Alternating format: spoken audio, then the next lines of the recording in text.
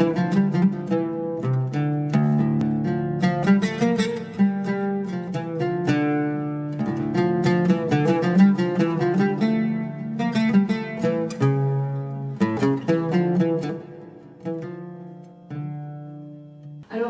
ce soir, nous allons essayer peut-être de sortir du concret pour philosopher un petit peu ensemble, si vous êtes d'accord, sur qu'est-ce que c'est l'autorité.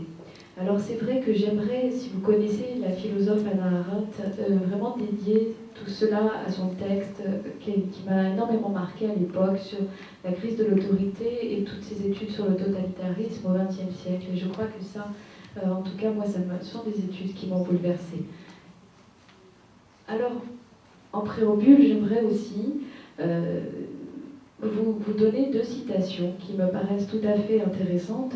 La première, c'est une citation du philosophe Emmanuel Kant dans ses réflexions sur l'éducation, et qui dit « Il est deux découvertes humaines que l'on est en droit de considérer comme les plus difficiles, l'art de gouverner les hommes et celui de les éduquer. Et cependant, l'on est encore à discuter de leurs idées. » C'est-à-dire qu'on n'a toujours pas évidemment trouvé ce que c'était. Et une autre citation d'un historien grec, Plutarque, qui explique ainsi « Le plus beau, le plus juste des régimes ne dura même pas peu de temps, faute d'avoir pour ciment l'éducation des enfants. » Alors ceux qui ont un peu écouté mes théories sur le harcèlement savent aussi que je dis beaucoup que cela se fabrique dans l'intrafamilial, donc vous allez déjà voir les liens avec la question de l'autorité. Alors, dans un premier temps, on peut dire que l'autorité, c'est une notion très floue et qui est rebattue, en tout cas en France, on nous rebat les oreilles avec la crise de l'autorité et on confond beaucoup les choses. Alors, une première chose, c'est que l'autorité, c'est déjà un art de gouverner, comme le disait Kant, et c'est une notion d'éducation. Donc c'est une notion à la fois floue, parce qu'on n'arrive pas bien à cerner ce que c'est, mais en même temps essentielle. Alors on va parler d'autorité morale, pour évoquer des grands savants, des grands sages en tout cas, qui nous ont permis de penser des choses, et l'argument d'autorité, pour dire que si Aristote a dit cela, c'était quand même que ça valait quelque chose. Donc voilà déjà un petit peu les éléments qu'on peut avoir. Et la question que je me suis posée, parce que ceux qui commencent un peu à me connaître savent aussi que je n'ai pas resté que dans la psychologie, ça m'ennuie profondément. Je préfère aller un petit peu voir comment ça se passe ailleurs et faire des liens croisés entre la psychologie, la philosophie, l'anthropologie sur, alors ici en l'occurrence, l'autorité. Alors, ce qui est ressorti, c'est que tout d'abord, c'est une notion de philosophie morale et politique qui ensuite a été évidemment ressaisie par la psychologie. Alors, au niveau de l'étymologie de l'autorité, parce que je trouve que les étymologies nous aident beaucoup à penser des choses, alors surtout que nous, en France, nous avions encore la chance d'avoir des études, comme j'ai fait de latin-grec, qui nous permettent de revenir à l'origine des choses, à l'origine en tout cas démocratique, sur tous les fondements de notre démocratie, peut-être pas actuelle. Vous allez voir pourquoi, je vous en parlerai tout à l'heure. Alors, du moins, chez les Romains, on distingue l'autoritas et la potestas. Alors, l'autoritas, c'est vraiment l'autorité qui, en fait, n'a pas de pouvoir, c'est les sénateurs qui ont l'autorité, et c'est ceux que l'on vient consulter quand on a besoin d'une information, d'un conseil, pour savoir quel est le meilleur choix à faire. Et la potestas, en revanche, c'est le pouvoir du peuple, ou le pouvoir des consuls qui vont, eux, prendre des décisions. Autoriser, ça veut dire, au départ, faire naître, augmenter, enraciner et garantir quelque chose. Donc c'est une dimension autour de la croissance, même la croissance dans la nature. Et un auteur, c'est d'abord, dans l'Antiquité, un historien qui vient garantir que les événements qui se sont passés se sont bien passés. Et c'est très important. Alors, les notions qu'on peut retrouver autour de l'autorité, c'est la notion d'origine, quelqu'un qui vient enraciner, ou les anciens, les grands sages, la fondation, ceux qui vont fonder quelque chose, les créateurs, la transmission. Alors ça, c'est une notion extrêmement importante et qui est un peu perdue à l'heure actuelle, le savoir et la mémoire. Donc tout ça, ce sont des notions qui gravitent autour de la notion d'autorité et qui sont à mon sens, absolument fondamentale d'un point de vue de la civilisation. Hein, tout ça, si on n'a pas ça, on est dans... Avant, je ne sais pas ce qui s'est passé, donc je ne suis pas dans le progrès, je n'essaye pas de capitaliser sur ce qui s'est passé avant, et donc après, j'en ai rien à faire. Donc on est dans quelque chose d'actuel, d'immanent, qui n'est pas la civilisation. Alors dans l'autorité, on retrouve aussi la notion d'hiérarchie et d'inégalité. Je reviendrai peut-être sur cela après. Alors ce qui est important, et j'essaye vraiment de le montrer dans mon livre, c'est que c'est la parole qui est au cœur du phénomène d'autorité, et notamment avec une parole qui s'inscrit dans la durée. Et ce qui constitue l'autorité, c'est de tenir sa parole. Alors vous pouvez imaginer, par exemple, si on prend les professeurs auprès des adolescents, quand ils ne tiennent pas leur parole, ils perdent évidemment toute autorité. Et la parole qui a du sens est une... Je ne dis pas le langage, hein, le fait de parler pour ne rien dire, mais la parole, elle est fondatrice et garante dans la durée de l'autorité. Alors ce que l'autorité n'est pas, c'est le pouvoir. Elle n'est pas le pouvoir. Elle n'est pas la domination. Et elle n'est pas la violence. Je pourrais rajouter qu'elle n'est pas le harcèlement. Vous avez déjà compris. Alors, on parle, en philosophie, on a beaucoup distingué l'espace du pouvoir, c'est-à-dire que le pouvoir, il est actuel, il va prendre la place, il conquiert l'espace, et il maintient son pouvoir sur l'espace. Alors que l'autorité, elle s'inscrit dans le temps. Et le temps, c'est-à-dire la durée, et on va parler notamment des monuments. Hein, les monuments de la littérature, ce sont des choses qui sont vouées à durer. Et c'est vrai que de ce point de vue-là, les anciens, en tout cas les démocraties latines et grecques, avaient tout à fait un sens de la durée. C'est-à-dire que ce qui était construit pour des générations à venir. Hein. Et on a par exemple un très grand poète, vous connaissez certainement le poète Horace, qui a été revisité par le Cercle des poètes disparus, sur le Carpe Diem, et qui, quand il inaugure son ouvrage de poésie, va dire qu'il érige un monument qui est vraiment plus durable que les reins et qui va traverser des siècles. Et cette pensée de la traversée des siècles, on le retrouve aussi beaucoup dans les héros de l'Iliade. Alors là aussi, ils ont été revisités par Brad Pitt récemment, mais c'est bien, il est très bien fait ce film. Et Achille, quand on lui dit, sa mère lui dit, écoute, je suis bien embêtée parce que, en fait, tu as deux choix. Soit tu pars à la guerre de Troie, et là tu vas conquérir l'immortalité. Soit tu restes et tu vas mourir jeune, soit tu restes dans ton île et puis tu te marieras, tu vas faire des enfants, tu auras une vie pépère et heureuse. Et Achille, il dit non, moi je veux conquérir l'immortalité. Alors que peut-être actuellement on prendrait le second choix. C'est très certain. Et il y a comme ça, en tout cas dans ceux qui ont fondé en Europe et en France, qui ont fondé des valeurs extrêmement fortes, et notamment les valeurs de la Révolution française, puisqu'elles ont été repiquées évidemment aux Romains et aux Grecs, une pensée de la durée de la civilisation. Et je crois que ça, c'est extrêmement important. Et deux dernières notions, peut-être autour de l'autorité. L'autorité, elle inspire à la fois la crainte et le respect. Une crainte assez respectueuse, hein, et en tout cas, pas une crainte terrorisée, mais une crainte de décevoir, notamment la personne que l'on va investir de cette autorité. Alors, ce qui est ressorti, en tout cas de mon étude, c'est que l'autorité, elle donne une légitimité au pouvoir, elle le rend supportable. Et ça, c'est très important, parce que quand on étudie, par exemple, les grands chefs, les grands leaders, les grands stratèges, on voit que Jules César, par exemple, était adoré de ses troupes. Il était particulièrement adoré parce qu'il avait un pouvoir qui était juste et qui était fondé sur une sagesse. C'est-à-dire que des fois il était intraitable, mais c'était toujours juste. Hein. Et donc c'était légitime. Alors qu'il y a des pouvoirs qui ne sont pas légitimés par une autorité. Et l'autorité est également évidemment politique, ça veut dire au sens fort du terme qu'on a aussi un peu perdu, parce que maintenant nous, en tout cas en France, on dit les politiques. En tout cas, ils ne sont pas tout à fait respectés dans leur dimension politique. La politique, c'est vraiment la vie en commun, la cité et la capacité à vivre ensemble. Donc l'homme politique, c'est celui qui est censé porter tout cela et non pas servir des intérêts individuels. Elle est politique et elle met en œuvre la responsabilité. Et la responsabilité, ça va encore avec l'histoire de la parole de tout à l'heure. Ça veut dire répondre de ses actes sur la durée. Et ça aussi, c'est très important.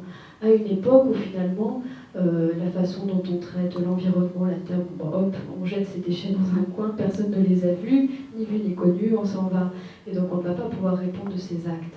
Et c'est extrêmement important à titre individuel. Ça n'est pas collectif, c'est à titre individuel de pouvoir répondre de ses actes. Alors, j'ai essayé de définir, c'était très difficile évidemment, vous l'avez compris, l'autorité comme une forme d'ascendance sur autrui, contractée par ce champ du savoir qui concerne le lien du passé au présent et la connaissance des origines. Ce qui est très important, c'est que l'autorité nous permet de capitaliser sur la connaissance ancienne. L'idée, c'est que finalement, la civilisation, ça peut être du progrès si on respecte, on apprend, on s'inscrit dans tout ce qui a été pensé avant d'extrêmement fort. Et non pas, comme on entend depuis, par exemple, quelques années en France, on va dire, oui, mais ça, c'est inutile. Le latin grec, ça sert à rien, donc on le supprime des programmes. Ça sert à rien, c'est inutile du point de vue de la productivité, certes, mais est-ce que la productivité est utile à l'humanité? Ça, c'est rien n'est moins sûr actuellement, vu comment, en tout cas, c'est mis en place. Est-ce que cette utilité-là, c'est-à-dire être pris dans la matière, la consommation, c'est vraiment utile pour la civilisation? Et si on avait un peu de recul, on verrait que c'est quand même tout à fait récent, dans toute l'histoire de l'humanité, ce primat de l'argent, de la consommation, etc. Et c'est peut-être pas les meilleures valeurs qu'on puisse mettre en place. Alors, savoir anthropologique qui est concerné par l'universel de l'humanité. Je crois que, si vous voulez, il y a à la fois un universel pour tout le monde, c'est-à-dire que l'autorité, c'est aussi une notion qui va parler du savoir dans le passé, mais du savoir aussi qui se répand presque dans l'idée des Lumières, de la Révolution française. On va répandre les lumières de la raison, et puis avec l'éducation, on va réussir à fabriquer des générations qui seront des générations qui auront un esprit critique, qui seront capables d'aller voter en connaissance de cause. Et tout ça, c'est extrêmement important. Et c'est un savoir qui renforce le pouvoir ou qui lui fait de l'ombre. Ça dépend si le pouvoir accepte ou non d'être légitimé ou pas par cette autorité. Je pense par exemple, si vous voulez, à deux types de chefs, si on caricature un peu, avec Alexandre le Grand, qui était aussi adoré des populations qu'il colonisait pourtant, et qui était toujours accompagné d'Aristote, qui lui disait attention, il faut faire ceci, il ne faut pas faire cela, il faut respecter les coutumes, etc. Et puis quelqu'un comme Attila, le chef, où quand il passe sur son passage, il n'y a plus d'herbe qui repousse. Alors, moi j'ai fait un petit lien avec la question du harcèlement, où on coupe tout ce qui dépasse dans le champ. Donc d'un côté, avec l'autorité, on a la croissance, et de l'autre côté, on a le désherbage. Ah oui, d'accord. Est-ce qu'on m'entend encore? Oui. Alors, ce qui est très important, c'est que l'autorité ne doit être confondue, et elle l'est souvent, avec l'autoritarisme. Ça, c'est l'abus d'autorité. Quand on dit quelqu'un est autoritaire, il n'a surtout pas d'autorité. Et vous voyez bien que les professeurs qui sont très autoritaires et injustes n'ont pas d'autorité. Et elle ne doit pas être confondue, évidemment, avec le laxisme. Alors peut-être, on peut faire une sorte de triangle pour dire, il y a à un moment donné, Aristote prend, c'est une histoire de la juste mesure, où il dit finalement, il y a le courage, mais d'un côté, alors le courage, et puis d'un côté, la lâcheté, et de l'autre côté, l'intrépidité, en fait, la témérité. Et on a l'impression que le courage, c'est entre les deux, mais finalement, ça n'a rien à voir. C'est vraiment quelque chose qui est une vertu propre et qui n'est pas au milieu de l'autoritarisme, et si l'autorité n'est pas au milieu de l'autoritarisme ou du laxisme, c'est quelque chose qui est bien à part. Alors, l'autorité et la sagesse, ça va de pair. C'est-à-dire que l'autorité, pourquoi ça n'est pas l'autoritarisme? Parce que l'autoritarisme, il insécurise tout le monde. Vous avez, en tout cas nous en France, dans l'école, on a tous des souvenirs d'humiliation à l'école. Alors, Moi, quand j'étais petite, j'étais trop bavarde, on me mettait du scotch sur la bouche. Mais vous voyez, c'est un peu les pratiques qu'on peut avoir. Ou récemment encore, on avait la pratique du bonnet d'âne, hein, c'est-à-dire que celui qui n'avait pas bien travaillé à l'école se retrouvait complètement humilié avec un vrai bonnet qu'on lui mettait. Il devait circuler dans la cour avec le bonnet d'âne. Donc ça, c'est une fonction autoritaire et ça n'est pas sécurisant, ça n'est pas protecteur pour le groupe.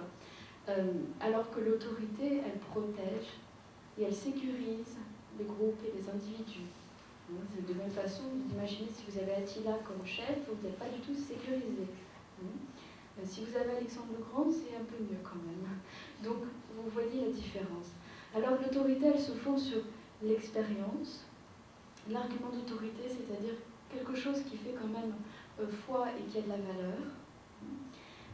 Et les fonctions de l'autorité qu'on peut retrouver, les trois fonctions, en tout cas que moi j'ai dégagées, c'est l'engendrement, la capacité à engendrer quelque chose, la conservation, c'est-à-dire tenir sur la durée cette chose qu'on a engendrée, et la différenciation, c'est-à-dire la capacité d'avoir du projet. Alors je prends par exemple, puisque j'interviens par ailleurs dans les entreprises, si vous voulez, le chef d'entreprise. Le chef d'entreprise qui perd toute légitimité aux yeux de ses salariés à partir du moment où il infléchit la ligne de l'entreprise vers quelque chose qui est extrêmement différent du projet d'origine. Donc il ne tient pas sur la durée. Je pense notamment à des entreprises qui au départ s'étaient fondées pour le bien-être des salariés, puis à un moment donné, quand il y a de l'argent qui rentre, on se dit on va aller en bourse, etc.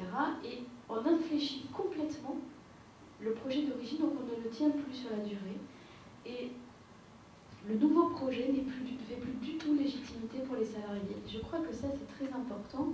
Et c'est aussi en cela que l'autorité est en lien avec la culture. Et à ce moment-là, le chef d'entreprise perd toute autorité sur ses salariés. C'est-à-dire qu'il est décrié, il est critiqué. Il n'y a plus évidemment de capacité de travailler ensemble. Alors, ce qui est aussi important, contrairement à l'autoritarisme, c'est que l'autorité ne se détient que de façon temporaire. Elle doit se transmettre. C'est ainsi qu'on passe de génération en génération en transmettant cette capacité et non pas en détenant un pouvoir jusqu'au bout et en refusant de le transmettre. Alors je pense notamment, peut-être en termes d'image, un jour je regardais la télévision, le soir je regarde beaucoup la télévision, je suis fatiguée, je tombe sur tout et n'importe quoi. Et j'étais tombée, c'est un reportage sur les Touaregs. Et il y avait un très très beau moment où en fait il y avait un parcours initiatique où le père emmenait son fils. Alors je crois que c'était aller vendre de la nourriture, mais c'était très très long comme parcours dans le désert. Et à la fin de cela, en retour du parcours, le père disait que finalement maintenant son fils allait lui succéder et que tout ce parcours lui avait servi à lui transmettre des valeurs. Et je crois que là où on avait quelque chose dans l'autorité. Alors que actuellement on oublie souvent ça, et même si on prend la famille, les parents n'ont plus le temps de transmettre les valeurs parce qu'ils sont pris dans le travail, dans plein de choses, et eux-mêmes sont extrêmement attaqués souvent dans leurs valeurs au niveau de ce qu'ils peuvent vivre dans leur vie professionnelle. Alors, cette autorité, si on résume, c'est un concept politique qui fonde le lien social. C'est-à-dire que comme il y a transmission, on reconnaît qu'il y a un avant, qu'il y a un après, on fait bien la part des choses, on sépare bien, et c'est très important de bien séparer les choses. Si vous m'avez entendu sur le harcèlement, dans le harcèlement c'est la grande confusion. On ne sait plus qui à quelle place. Et ça fonde la responsabilité qui est une capacité de répondre de soi et du monde. L'autorité, elle exclut les totalitarismes. Dans les totalitarismes, on a de l'emprise et de la violence. Et elle exclut l'individualisme, puisqu'il y a transmission du savoir, puisqu'il y a partage du savoir. Elle assure la continuité des générations et un partage du monde entre les prédécesseurs et les successeurs dans une durée publique, par-delà les ruptures historiques. C'est-à-dire que même s'il y a des événements extrêmement graves qui peuvent se passer dans l'histoire, parce qu'il y a des personnes qui à un moment donné ont gardé ou conservé ce savoir, elles le transmettent. Je pense notamment, vous savez, nous en France, on a été aussi extrêmement envahis. Et par exemple, toute la conservation des manuscrits de l'Antiquité, c'était les moines qui les conservaient dans les monastères avec la grande barbarie autour qui détruisait tout. Et l'autorité conseille là où le pouvoir ordonne. Et je crois que ça aussi, c'est très important. Ça, je l'ai déjà dit. Je reviens. Voilà. Les domaines de l'autorité, je l'ai suggéré tout à l'heure, il y a une séparation des places. Chacun a sa place avec l'autorité. C'est très important, par exemple, que l'enfant sache qu'il est à sa place d'enfant et non pas c'est-à-dire d'un être en construction qui doit être éduqué, c'est-à-dire qu'il doit sortir de la dimension pulsionnelle pour arriver à s'inscrire dans la civilisation. La civilisation, c'est pas du tout naturel pour nous. C'est pas naturel. C'est quelque chose qui se construit, qui s'apprend et qui est très difficile. C'est-à-dire qu'on apprend un niveau de langage, on apprend un niveau de respect, d'intériorisation des choses.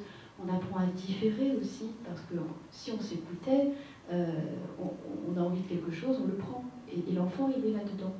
Et il faut le sortir de là, pour qu'il apprenne à ne pas être esclave de ça. Et de plus en plus, on va parler d'enfants tyrans, entre guillemets, pour dire que des enfants qui sont laissés dans une négligence éducative, c'est-à-dire où on ne leur apprend pas à s'inscrire dans la civilisation, à contrôler leur pulsionnel. Et la civilisation, elle se fonde sur deux interdits fondamentaux et universels, sur l'interdit du meurtre et l'interdit de l'inceste. Si ces deux interdits-là ne sont pas respectés, on rebascule dans un état de nature tout à fait sauvage. Alors, ça peut être symbolique, et je crois que c'est une nuance très importante, c'est-à-dire que dans le harcèlement, l'interdit du meurtre, il est transgressé, puisqu'on essaye de tuer quelqu'un psychologiquement. On n'a pas besoin de le tuer physiquement. Hein. Et l'interdit de l'inceste, c'est aussi très symbolique. Nous, on va souvent évoquer, psychologue, la notion d'incestuel. Incestuel, il n'y a pas d'inceste consommé, mais enfin, on ne sait pas trop où est sa place. Hein. Et dans les entreprises, il y a des entreprises comme ça où les choses sont complètement entremêlées, je pense notamment à un cas complètement fou, où dans une entreprise extrêmement machiste, où j'étais allée faire un diagnostic, des hommes en fait filmaient leurs ébats sexuels avec leurs femmes et les transmettaient sur le serveur de l'entreprise, alors les autres pouvaient regarder, etc. Vous voyez la dimension d'inceste, en fait, hein, qui est là. Et là, on n'est plus dans quelque chose de civilisé, on est dans la recrudescence de la violence. Et l'autorité, elle sépare tout ça et elle remet chacun à sa place. Alors, évidemment, on a l'autorité familiale, qui n'est pas forcément incarnée par le père biologique, hein, mais c'est souvent une fonction paternelle parce que le père, ou celui, ou l'homme, ou une autre personne, même ça peut être une femme, l'important, c'est que la mère, à un moment donné, puisse être séparée symboliquement de son enfant. Et c'est très difficile pour une mère de lâcher son enfant, mais en même temps, il faut qu'elle le lâche. Et c'est une autre personne qui va souvent aider la mère à lâcher son enfant pour que lui puisse apprendre à grandir et à se mettre dans une fonction sociale, à s'ouvrir sur autre chose que la famille. Donc c'est une fonction extrêmement importante.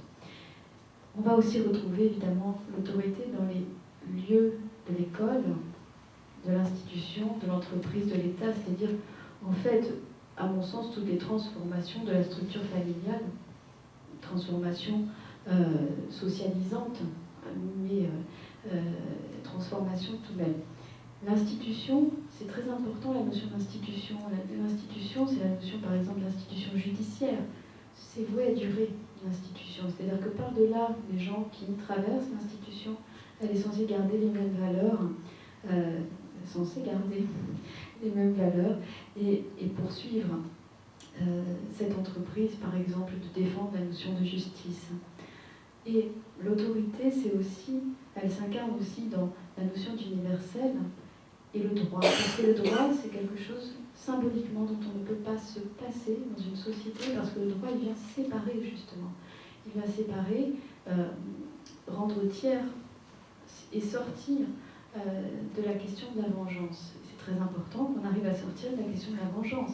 Si on écoute à un moment donné que le ressenti familial, le ressenti des victimes, eh bien, on ne peut pas tiercéiser les choses et être dans l'universel. Alors, je dis tout particulièrement ça parce que je suis d'origine corse et en Corse. Et oui, mais en Corse, le gros problème, l'un des gros problèmes de la Corse, c'est qu'on se fait justice soi-même, ce qui est interminable. parce qu'en réalité, on se fait justice, donc l'autre va nous faire justice et compagnie, et en fait, on n'apparvient pas à tiercéiser les choses. Hein, et du coup, à la fin, on ne sait plus qui a commencé, mais c'est même plus la question, et donc on est dans un ordre qui devient un ordre extrêmement sauvage. Alors là, je ne sais pas si... Ah, c'est parce que j'appuie sur la mauvaise flèche. Voilà, c'est pour ça que je me disais qu'est-ce qui... Alors, ce qui est important, c'est que l'autorité, c'est-à-dire ce qui nous civilise, ça va commencer dans l'éducation. Et dans l'éducation, la question c'est est-ce qu'on dresse les enfants ou est-ce qu'on leur apprend une discipline? Et les philosophes ont fait énormément de travaux là-dessus qui ont été très oubliés ensuite. Je ne sais pas pourquoi, mais ça a été très oublié, c'est dommage, j'aimerais un petit peu les réhabiliter. Donc je vous ai cité Emmanuel Kant, mais il y a aussi le philosophe Hegel, le philosophe allemand Hegel qui a fait beaucoup de travaux sur la question de l'éducation. Et l'accès, finalement, l'éducation, elle vise à ce que la personne accède à une pensée propre. Et pour cela, il faut qu'elle se discipline, c'est-à-dire qu'elle apprenne à différer ses pulsions, qu'elle apprenne la notion d'effort, de mérite, et qu'elle sache évidemment que tout ce qu'on acquiert facilement, en général, ça n'a que peu de valeur. Et en réalité, en contresens, on a eu beaucoup d'études en France sur ce qu'on a appelé la pédagogie noire. La pédagogie noire, c'est tout ce qui est le dressage de l'enfant, c'est-à-dire l'assimilation de l'enfant à un animal. Et là, on n'est plus dans apprendre à maîtriser ses pulsions, mais en réalité, on se décharge soi-même de façon très humiliante sur l'enfant, qui est à ce moment-là un être très vulnérable et qui du coup va intérioriser que la loi du monde, c'est la loi de la violence. Et je crois que c'est une vraie réflexion peut-être à remettre en œuvre et vraiment sur le chantier dans les écoles et dans les familles.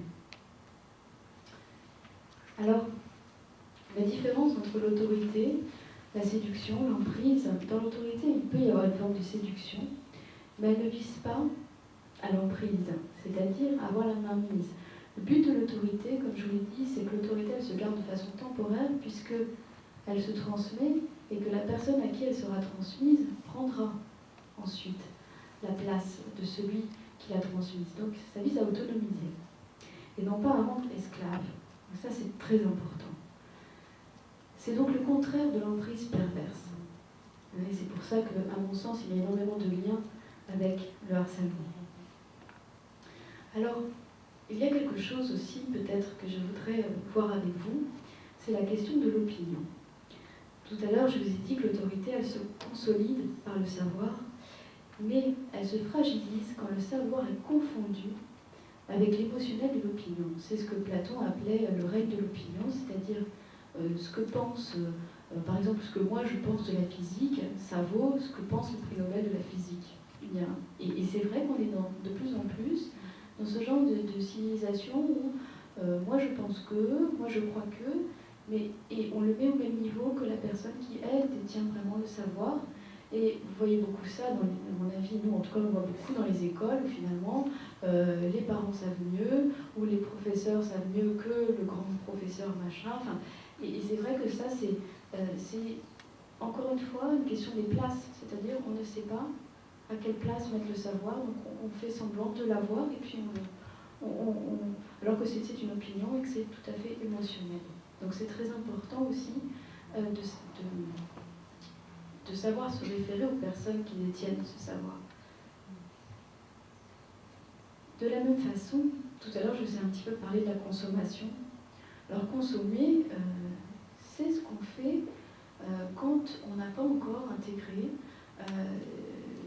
la maîtrise du pulsionnel. C'est-à-dire que le bébé il se nourrit, et puis il sait faire que ça, jusqu'à ce qu'on lui apprenne à faire autre chose. Et il y a quand même une distinction qu'a fait Hannah Arendt et qui, à mon avis, mérite d'être rediffusée. C'est la distinction entre le produit consommable, le téléphone portable, hop, on l'achète, on le jette, etc., on en rachète un autre, mais finalement c'est interchangeable. Alors certes, avec plus de technologie, etc., mais c'est interchangeable quand même. Et l'œuvre. Alors le produit se consomme, il s'avale, et l'œuvre, elle ne s'avale pas, elle dure. Et ça, c'est extrêmement important, je crois, à un moment où, même dans l'art, par exemple, qui est censé être l'endroit où, a priori, on a des œuvres, On consomme, on achète, on jette, on achète, on jette. Et le problème, c'est quand on n'arrive pas à faire cette distinction, ensuite on va confondre l'humain qui produit des œuvres avec le produit. C'est-à-dire que dans l'entreprise, on va le consommer, on va le jeter, on va le consommer, on va le jeter. Et je crois que cette distinction, elle me paraît très importante à rediffuser. Alors, dans mon livre, j'ai un petit peu fait une psychopathologie de l'autorité, avec la notion, c'est pas moi qui l'ai découverte, hein, mais je l'ai un petit peu travaillé quand même, de tyrannie psychique. Alors, la tyrannie psychique, c'est comment on se tyrannise soi-même et comment on tyrannise les autres. Donc évidemment, il y a le masochisme et le sadisme qui sont tout à fait présents. Les différents types de surmoi, alors le surmoi, c'est cette notion très complexe, en tout cas nous en France, on en distingue deux, je vais vous expliquer en deux mots. Un premier surmoi, c'est-à-dire quelque chose qui est au-dessus du moi, si vous voulez, pour vous avoir une idée, l'œil de Dieu, qui voit tout ce que vous faites en permanence. Ça, c'est quelque chose qui s'apparenterait, si vous voulez, du point de vue psychologique, au surmoi.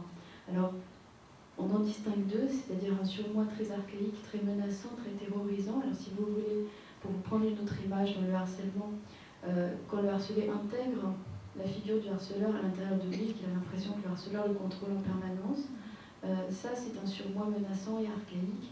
Et on distingue un autre surmoi qui s'apprend aussi dans l'éducation, qui, en tout cas du point de vue du développement psychologique, qui est l'intégration des interdits fondamentaux, de la culpabilité, et là c'est un surmoi assez protecteur. Si vous voulez, c'est comme si à l'intérieur de vous, vous aviez une figure bienveillante, cette fois-ci, non pas menaçante, qui vous sécurise, mais qui vous a aussi appris que ça se fait, ça ne se fait pas. Alors, j'en ai un petit peu parlé dans mes autres conférences.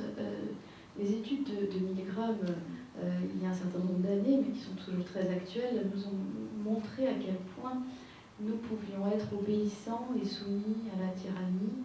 Ça pose la question du pourquoi, évidemment, et ça pose la question du comment on en sort. Et à mon avis, ça fait partie de la psychopathologie de l'autorité. Là encore, il n'y aurait pas de tyrannie s'il n'y avait pas d'obéissant. Alors, les différentes pathologies d'autorité, j'ai distingué les profils actifs. Les profils actifs, vous allez voir, c'est tout à fait en lien avec le harcèlement. La paranoïa, qui est un système complètement fou dans lequel la personne se trouve et où elle se sent persécutée par le monde entier et elle essaye de mettre en place des stratégies défensives de contrôle et de pouvoir.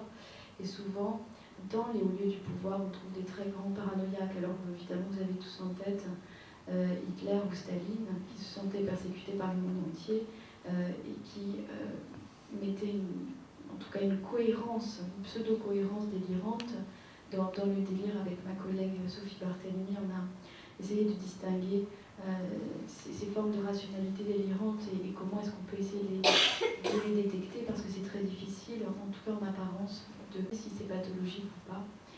Et les figures de la perversion que l'on retrouve aussi dans les lieux du pouvoir.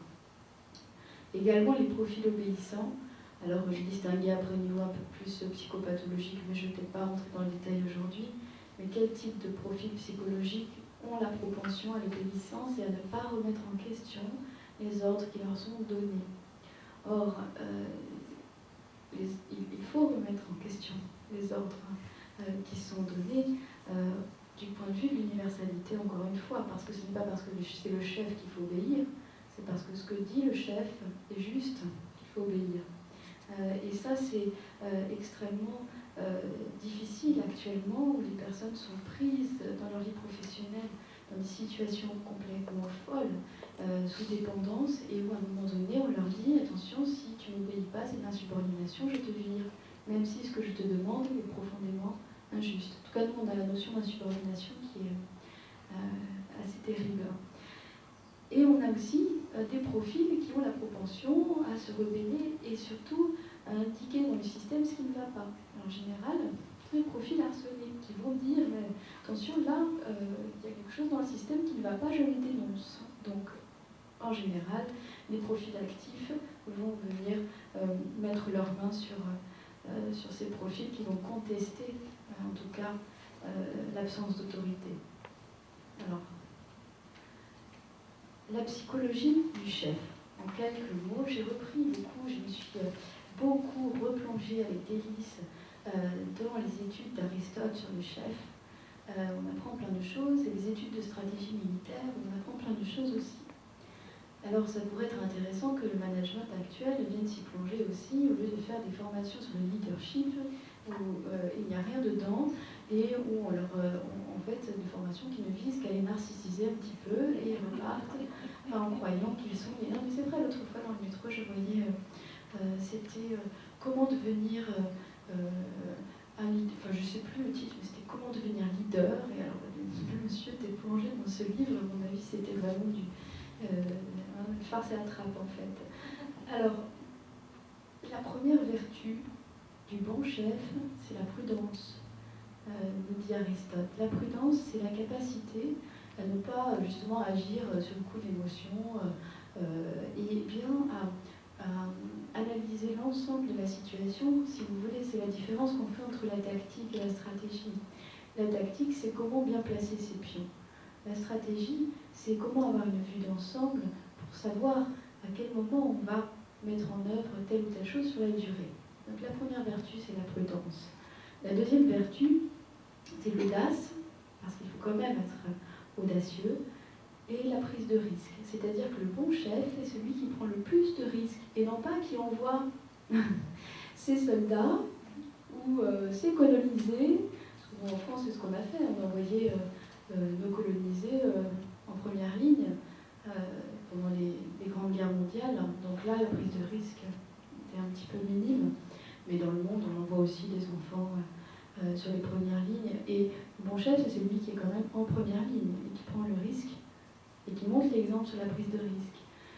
Également l'exemplarité. Alors l'exemplarité sur les valeurs qu'il veut transmettre à son équipe et sur la dimension du projet. Également la reconnaissance et le respect de tous, mais qui sont liés à cette notion de justice, de prudence, d'audace, de risque.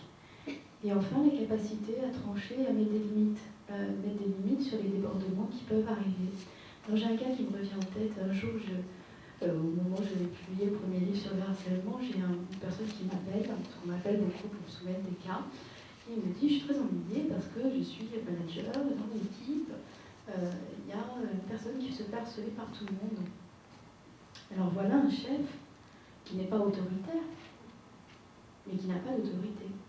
Parce qu'il était incapable de protéger cette personne. Alors je lui dis, mais expliquez-moi quand même pourquoi vous n'arrivez pas... Alors il me disait, parce que je fais un management participatif. Alors participatif, c'est en fait tout le monde participait au harcèlement. Oui, c'était ça.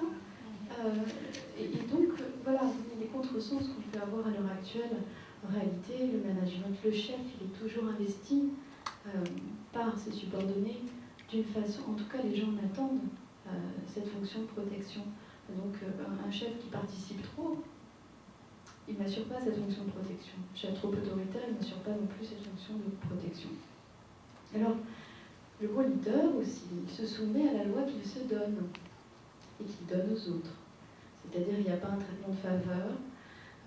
C'est-à-dire que, et vous le savez aussi, le parent qui fume du shit et qui dit à son enfant il ne faut pas que tu fumes, il n'a pas trop d'autorité sur son enfant. Mais oui, parce que on a c'est Kafka, je le cite un petit peu dans l'autorité parce qu'il a écrit une lettre à son père où il lui dit mais en fait ce qui était terrible c'est qu'à table tu avais tous les droits et nous n'en avions aucun. Et c'était tout à fait injuste. Et finalement, tu nous disais de bien se tenir, etc. Et toi, tu ne le faisais pas. Donc, tu ne te soumettais pas à la loi que tu nous demandais d'observer. Le bon leader, il encourage aussi les conditions d'autonomie de chacun. C'est-à-dire que ce n'est pas une personne extrêmement frustrée qui vise à contrôler, à enfoncer. C'est une personne qui va encourager les potentialités et qui va même viser à ce que ses subordonnés le dépassent un jour. Et là, je parle du leader, mais c'est pareil pour le professeur, et c'est pareil pour les parents, hein, et c'est pareil pour le chef d'État. C'est encore autre chose. Alors, le bon leader, il dirige aussi ses troupes vers un idéal commun. La notion d'idéal, on l'a aussi un petit peu oubliée, comme la notion de morale, ce sont des choses qu'il faudrait peut-être remettre à l'ordre du jour. Et c'est aussi quelqu'un qui a le sens et la valeur de la parole. Alors, en fait, la fonction de l'autorité et du chef, c'est d'arriver à aider, en tout cas les personnes qui sont moins avancées que lui, à symboliser leur pulsion vers des idéaux et des buts nobles et socialisants. C'est-à-dire qu'ils vont être utiles à la société. Et vous voyez qu'une des souffrances actuelles qu'on voit beaucoup en entreprise, c'est que les personnes ne savent plus pourquoi elles travaillent, quel est le sens de tout ça, à part d'enrichir des gros financiers. Je caricature un peu, mais pas tellement.